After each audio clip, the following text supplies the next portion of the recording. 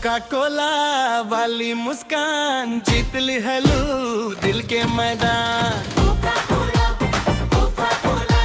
हंस के जब तू नजर मिलावेलू धड़केला दिल और रात। हो कोका कोला वाली मुस्कान दिलवा हो गई परेशान।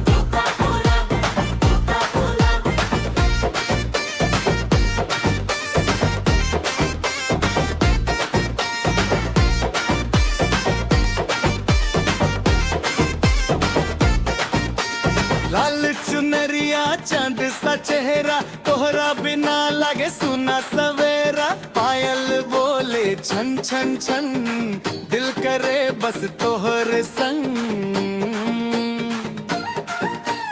काल गुलाबी कजरा काला देख के भूल जाई सारा जंजाला।